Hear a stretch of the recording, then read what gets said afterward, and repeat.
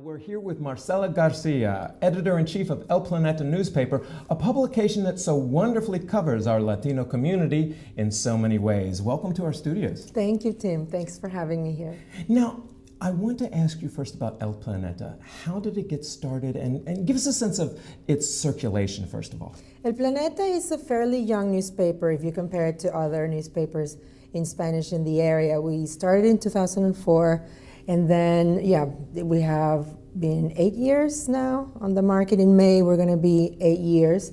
And again, it's fairly new, or young rather, compared to other newspapers here in the area. Our circulation is 50,000 copies, and we reach 100,000 readers every week. It's a weekly newspaper. We come out every Friday, and it's all in Spanish. We also have a website, but that's bilingual.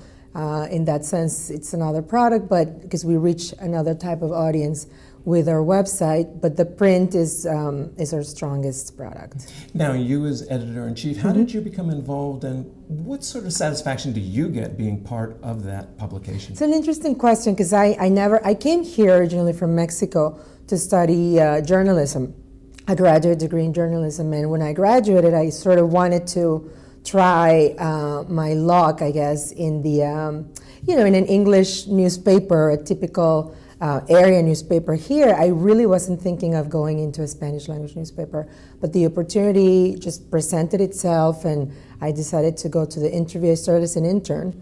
The paper was barely a year old, and from intern I went to reporter, and then because it was new, we kind of started at the same time. I sort of grew with the newspapers. Last couple of questions. Yes. Now, the current issue of Time magazine has a very significant part of it devoted to the Latino community. The cover is Yo Decido, where they're talking about our community's power in terms of the upcoming election. But first, there's also a little controversy about the cover, where they have a non-Latino with a number of photos of Latinos. What do you think of that? I think that was very unfortunate, because this is really the first effort by a mainstream publication, national publication. We're talking about Time magazine, and for them to make this type of mistake, it's really, really disappointing. It sort of like tarnishes a little bit the significance of the occasion, but that happens. In print, there's a lot of things to consider, and even in a big company like Time, it's just unfortunate. I don't think it takes away from the general pride that we should all feel about being highlighted in this way and being recognized in this publication as the power that we have and the power that lies within our community to elect the next president. Now, we've touched on that controversy, so let's get on to something a little more meaty. The main part, Yo Decido, where we are going to be the power that decides the next president, Latinos. Right. We were talking a little bit before we got started about how we have to unify in terms of bringing that power to the force. Right. Yeah, I think that's one of the things that hurt us more in the mainstream media, and in general the narrative is Latinos, Latinos, Latinos, but people don't realize that Latinos is made up Mexicans, Puerto Ricans, Cubans, Salvadorans, Colombians, and we all have our own issues. Certainly the thing that we all have in common is the language, but Cubans, for example, they don't have the immigration issue to rally around.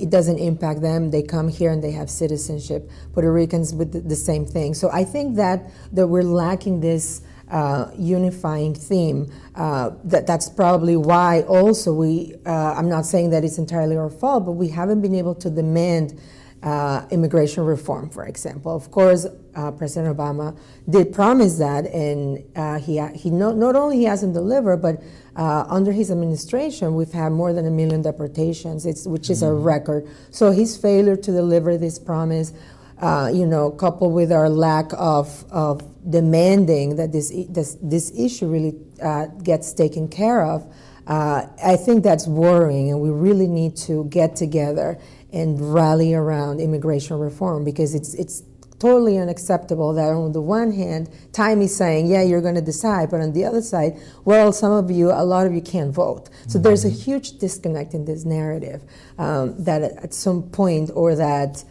we really need to start looking into. Meanwhile, the Latino community, we're not doing good in education. We're not, we are at the bottom of every single, poverty, lack of education, college degrees, high school dropout rate.